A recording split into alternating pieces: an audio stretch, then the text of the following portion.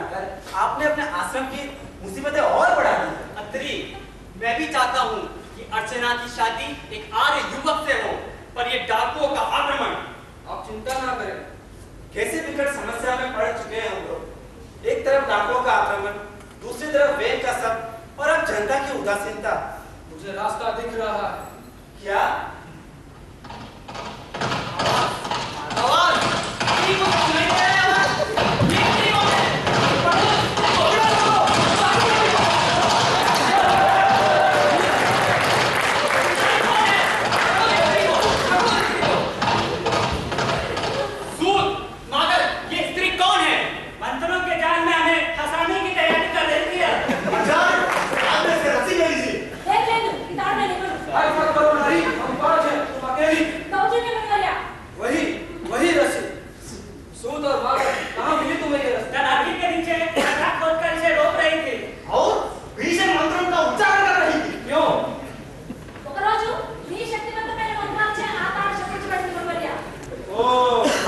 यही है सुनीता का मतलब। शुक्राचार्य जी, इस रस्सी की जगह अगर देवी सुनीता ने वेन की अस्थियों को गाड़ने का आदेश दिया होता तो शायद उसका भला होता।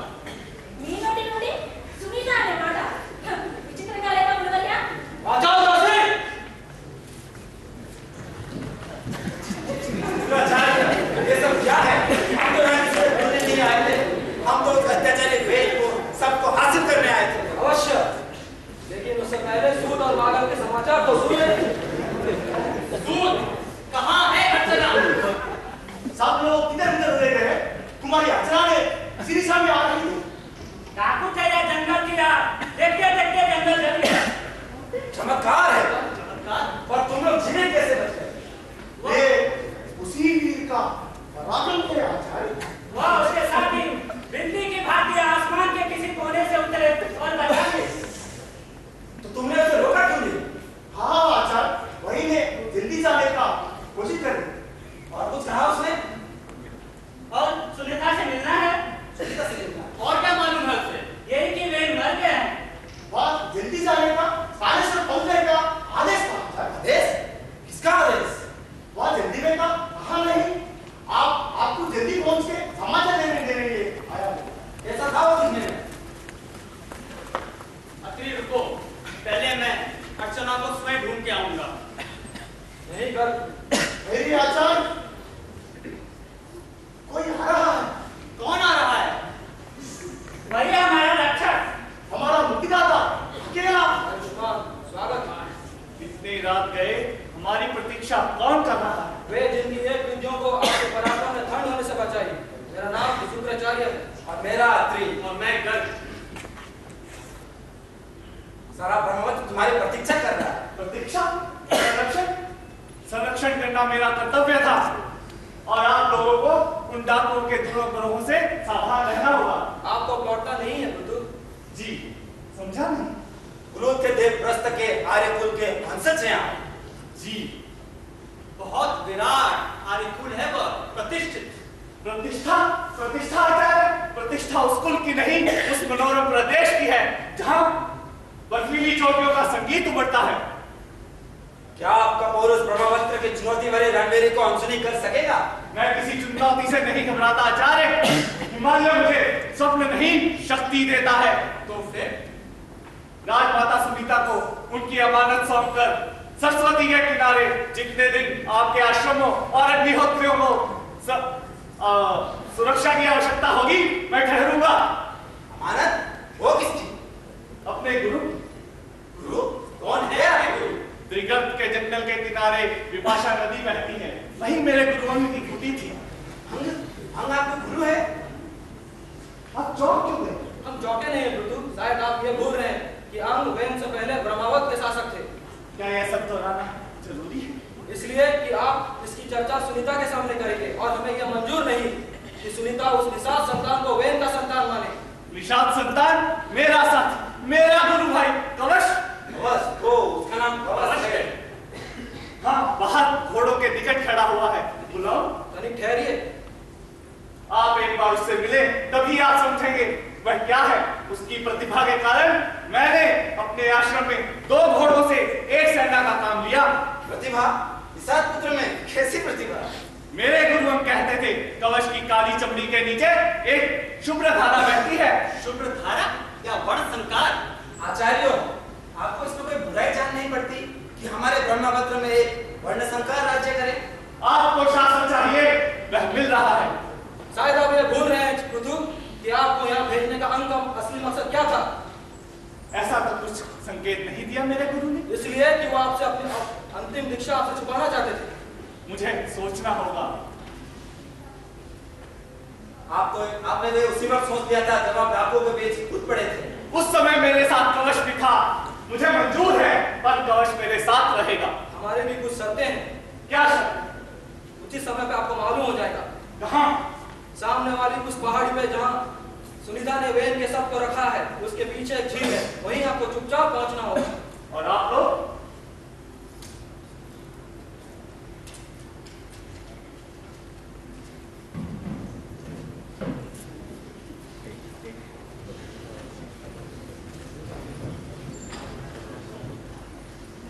पता चला पृथु? कौन? बस हाँ पता चला। वह तीनों मुनि जिनको हमने ढूंढ निकाला, वह आश्रमों में डाकुओं से हमने बचा लिया है। तुम्हें तो पता है पृथु कि मुझे उनसे मिलने की जल्दी नहीं है, पर मैं गुरुदेव की आज्ञा से यहाँ आया हूँ। गुरुदेव? हाँ, मैं गुरुदेव की आज्ञा से यहाँ आया हूँ। क्यों ना हम साथ चले? तुम मेरे साथ रहो या मैं तुम्हारे साथ रहूं, क्या यह एक ही बात है? अजीब सवाल है तुम्हारा। शायद हम लोग साथ रह सकें। सच? तो हम साथ रह सकते हैं? शायद मैं यही नहीं। तब तो उसका कहना ठीक ही था। वो कह रही थी कि तुम मुझसे दूर भागना चाहते हो। छोड़ो उस चर्चा को। तुम मेरे साथ रहोगे ना, चाहे मैं तुमसे धोखा भी करूं। दूसरा बेढंगा सवाल है तुम्हारा पृथ्वाज। चलो हम वापस लौट चले। नहीं, लौटने की सारी राहें बंद हैं। हमें कुछ कर दिखाना है। चलो मैं तुम्हें बताता हूं।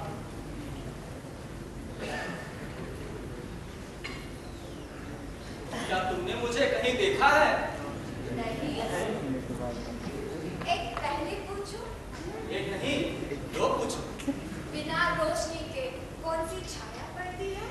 दुविधा ही वह छाया है जो आकांक्षा के आंगन में बिना रोशनी के पड़ती है। बिना पलक के कौन सी नींद आती है? अपने आप को भुला देना ही वह नींद है जिसमें पलकें नहीं झपकती। दोष मत दो सुब्रता, दोष मत दो। कभी कभी नादानियों की वजह से मंसूबों पर पानी फिर जाता है। पानी फिर जाता है? ऐसे कैसे? जैसे नादान कौवों के घोंसले में कोयल आकर अपने अंडे देते हैं और कौवों को कभी पता ही नहीं चलता।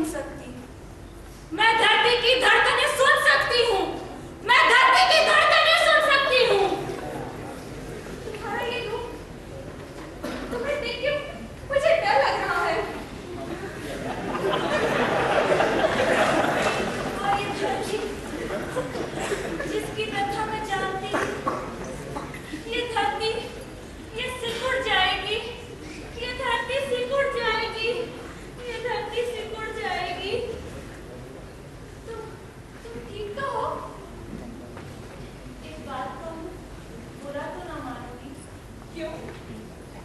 मैं तुम्हारी सखी नहीं बन सकती, पर इन दो पुरुषों के साथ तुम्हारी उलझन भी हो गई, कभी नहीं।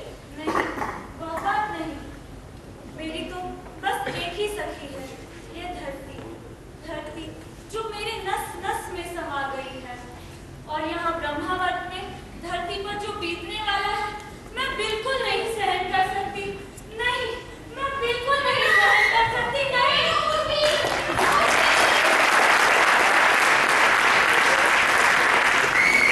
एक दिन सब महादेव भगवान शंकर पार्वती के साथ आकाश में घूमे जा रहे थे। अच्छा? औरत जात पार्वती महादेव जी से कोई प्रश्न पूछ कर उनके नाक को दम कर दिया।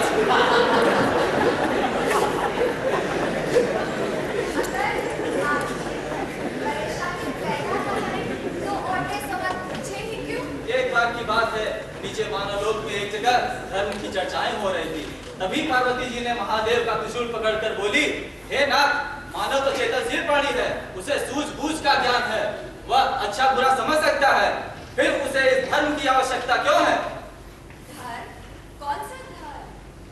मनुष्य को एक अनुशासन की जरूरत है, उसे एक उद्देश्य की जरूरत है, जिस उद्देश्य के लिए वह अपने कदमों को आगे बढ़ा सके, एक निर्णय ले सके और उस निर्णय पे अटल हो सके। तो यही है धर्म। यही है धर्म? यही है धर्म।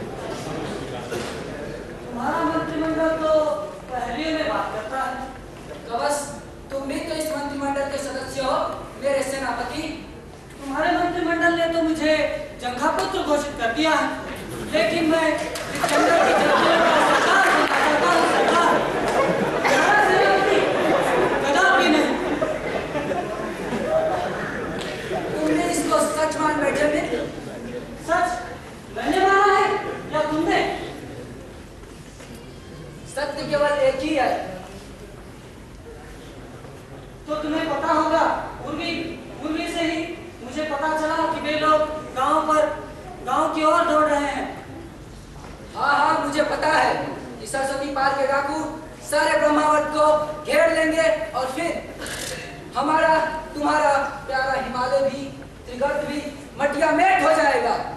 लेकिन उर्वी तो कहती है कि वे लोग डाकू नहीं है।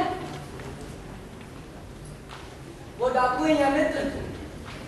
तो एक जमाने में तो उन्होंने ब्रह्मावत के आर्यों ने और इंद्र ने मिलकर इनकी जमीन को तबाह कर दिया था, इसलिए वो अब आक्रमण करने के लिए तैयार है। उस लगता है मित्र इतनी थोड़ी देर में उस उर्वी ने तुमको खूब पाठ पढ़ाया है। चलो पृथु, मैं तुम और उर्वी मिलकर उस बहती हुई धारा को फिर से बहाने का उपाय खोजे। तुम इसे झगड़ा कहते हो? कवच, मेरे धनुष की प्रत्यंचा मचल रही है और मेरे बाण निकलने को आतुर है। अब तो युद्ध ही होगा। युद्ध तो मैं भी करूंगा। नहीं राजन, नहीं, मैं मनुष्य नहीं दे सकता। आपसे घुंडे से घुंडा गिराकर नहीं लड़ सकता। बुरा मान गया मित्र। हमारा राजा बनने से पहले एक शर्त यह भी थी कि तुम हमारे साथ रहोगे। हाँ राजन, मैं तुम्हारे साथ रहने के लिए तैयार हूँ और आश्रम की रक्षा करने के लिए भी तत्पर हूँ, लेकिन तत्पर हूँ। हाँ, युद्ध तो और एक करना है। उस सरस्वती की धारा को फिर से बहाने का युद्ध। सरस्वती की धारा को फिर से बहाने का युद्ध। और तुम जंगलापुत्र, तुम कवच, जाओ जाओ, लेकिन सावधान, मेरे पड़ोस का जंगल सुलग चुका है और इसकी लगती हुई यार तुम्हें विनाश कर देगी। ठीक ही हुआ, सारे संशय भस्म हो रहे हैं और दुविधाएं भी। रास्ता साफ है। अकेला हूं तो क्या मुझ में सामर्थ्य नहीं? अकेला अकेला नहीं, नहीं राजन, आप अकेले नहीं हैं।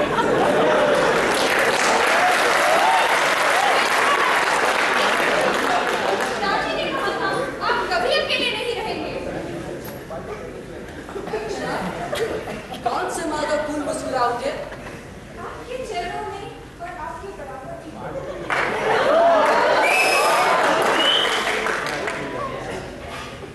समुद्र मंथन जब किया जाता है तो उसमें से अमृत कुंभ निकलता है।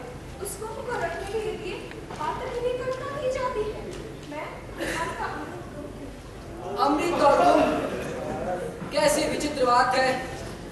एक और भुजाएं फड़कती हैं शत्रुओं का संहार के लिए और दूसरी तरफ इन कुसुमों की बल्लरी को कसकर